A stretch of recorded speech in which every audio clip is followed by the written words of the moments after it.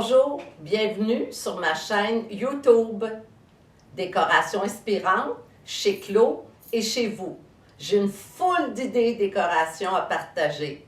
J'ai bien hâte. À la prochaine! Me voici devant un luminaire qui n'a pas de prix.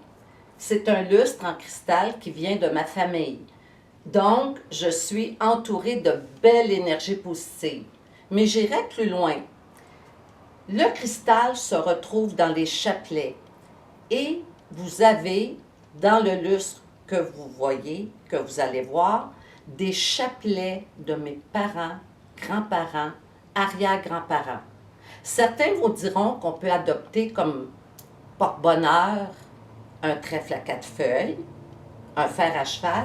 Moi, ici, j'ai tous mes porte-bonheur.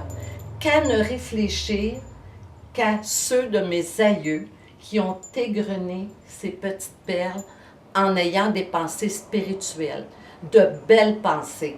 Alors, voici mon porte-bonheur. Et entre les branches, pour ne pas dire entre les chapelets, je vous montre quand même mes petits chakras. On n'oublie pas ça non plus. Et si vous montez encore plus haut, pour donner de la crédibilité à mes petites flammes artificielles, vous verrez les flammes autour de mon lustre. Alors, c'est une partie de moi. Merci. Alors, voici maintenant mon plafond.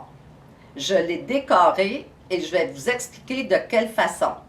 Je pense que c'est quand même assez unique de décorer un plafond. Alors, voici, je vous explique. J'ai utilisé de petites pièces de bois que j'ai décorées tout simplement avec des pièces de monnaie. Je suis partie du centre et j'ai élargi ce que je dirais ma création en mettant des passe-partout que j'ai peint soit en doré ou en argent et le tout est tenu par de la colle chaude que j'ai bien appliquée sur chacun des morceaux. Alors je vous dirai que je pense que c'est quelque chose qui est quand même relativement unique d'avoir un plafond décoré, mais moi ça m'a apporté beaucoup de plaisir et je trouvais les idées au fur et à mesure que je m'étendais. Je peux aller plus loin, c'est à réfléchir. Peut-être que l'an prochain, au même temps, il se rendra jusqu'à la fenêtre. Qui sait? Alors, on continue la décoration du plafond. Tantôt, on a fait le lustre en cristal avec tous ces chapelets qui l'ornaient. Ça, c'était le côté ville.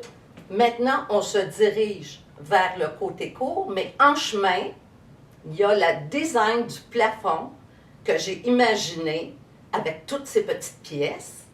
Et maintenant, j'ai cette fixture. Elle a déjà été ornée de plein de branches qui tenaient avec des cordes. Maintenant, je veux lui donner une nouvelle allure.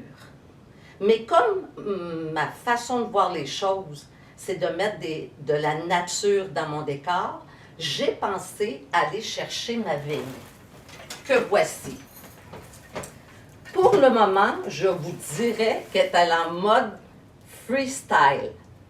Mon intention, la glisser par l'ouverture au-dessus de ma sphère, un peu représentante de la Terre, et d'avoir l'impression que j'ai un nid autour de cette texture. Le nid étant, comme dans ma façon de voir les choses, mon intérieur. Un nid, c'est douillet, on s'y sent bien. Alors, pourquoi ne pas représenter à mon plafond un bon nid douillet? Maintenant, cette vigne, je l'ai ramassée à l'automne, quand les belles petites feuilles rouges s'en détachent. Et tout de suite, je l'enroule pour faire comme une forme de couronne, pour lui donner cet aspect.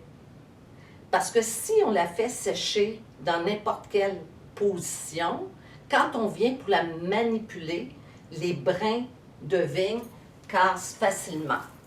Alors, vous voyez, j'en ai cassé un morceau et mon pantin veut m'aider à faire ma décoration de plafond. Alors, c'est dommage que je sois rendue côté cour, c'est la fenêtre, mon plafond s'arrête ici. Là, je suis allée du nord au sud.